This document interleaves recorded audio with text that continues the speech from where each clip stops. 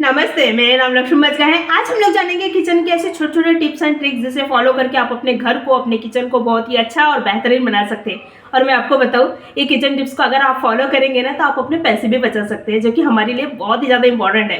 तो चलिए जानते हैं कौन से हैं वो टिप्स। सबसे पहले टिप्स एंड ट्रिक्स है हमारे माचिस को लेकर। अक्सर हमारे जो माचिस है ना, वो बरसात के दिनों में क्या हो जाता है, नरम हो जाता है, ताकि वो जलता ही नहीं।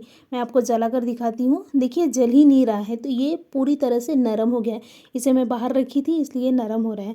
तो कभी भी आप ये इस तरह से जो माचिस है, बरसात के दिनों में या फिर कोई भी दिनों में इन्हें बाहर बिल्कुल भी ना रखें। तो करना क्या है, मैंने ये दूसरा जो माचिस है वो डब्बे से निकाल ली हूँ, मतलब कि जो पूरा पैक रहता है ना, वो डब्बे से निकाल ली हूँ। उसके बाद में क्या करना है, इन्हें ना इस तरह से हमारे पास में खाली पड़ा हुआ बर्तन, सॉरी, डब्बा रहता है ना, तो ये डब्बे में डाल के रखे, देखिए इस तरह से।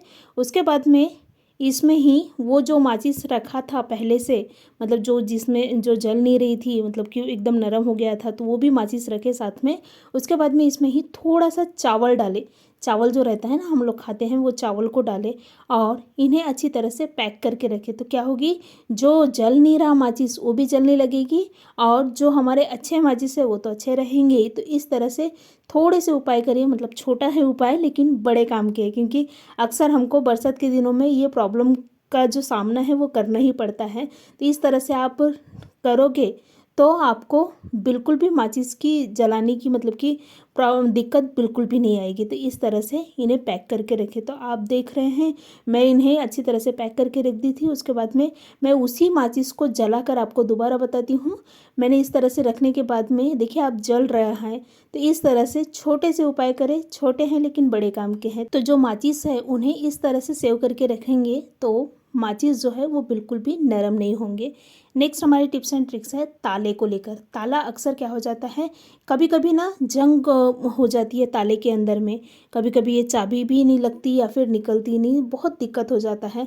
तो भाई इसको, इसके जो प्रॉब्लम है उसको सॉल्यूशन क्या है, तो सबसे पहले करना क्या है, हमारे पास में कोई भी तेल रहता है ना, जैसे नारियल का तेल वगैरह हम लोग यूज़ ही करते हैं, तो नारियल का तेल हमारे घर पे रहता ही है। तो ये नारियल के तेल को क्या करना है, ये जो ताला है उसके जो एक छेद रहती है जिसमें हम लोग ताला लगाते हैं, तो वो छेद में डाल दे। उसके बाद में जो चाबी है ना, उस चाबी को में भी ये जो तेल है इसको थोड़ा सा डाल दे, देखिए इस तरह से। और इसके बाद में आप ताला खोलोगे या फिर चाबी खोलोगे, तो चाबी लगाओगे या फिर खोलोगे तो ये बहुत ही आसानी से खुल जाएगी, क्योंकि ये फ्री हो जाता है तेल डालने से। तो इस तरह से छोटे से उपाय करें।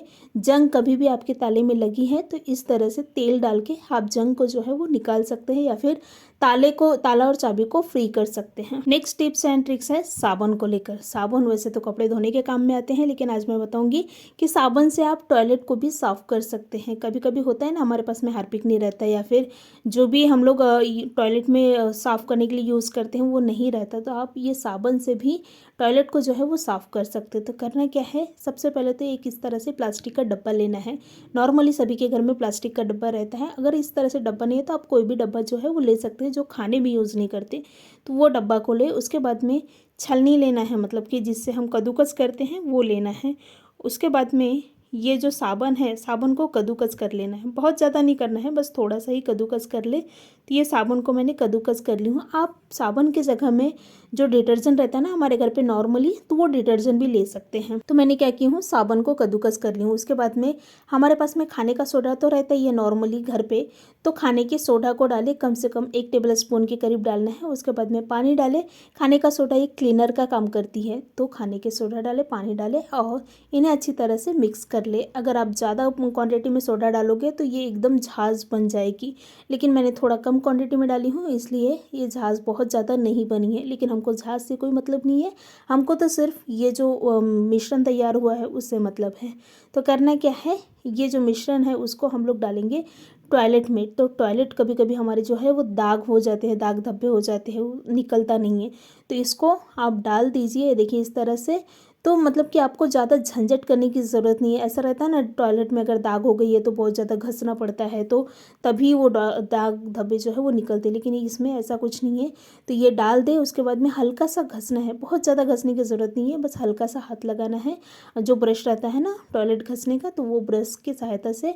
उसके बाद में ये जो हम लोग घस लिए हैं ब्रश से, उसके बाद में इन्हें कम से कम 5 से 6 मिनट इसी तरह से रहने दें। 5 से 6 मिनट के बाद में क्या करना है, इसमें पानी डालना है। तो पानी डालने के बाद में आप देखोगे कि पूरे जो दाग वगैरह है वो पूरे निकल गए हैं। मतलब कि ज़्यादा झंझट नहीं है हमको घसने की, नहीं तो रहता है ना दाग वगैरह हो गया तो बहुत ज़्यादा क्लीन करना पड़ता है, उसमें ही आधा 1 घंटा चला जाता है। लेकिन ये जो उपाय है उसको करोगे तो आपको इतना टाइम देने की ज़रूरत नहीं है अपने टॉयलेट में।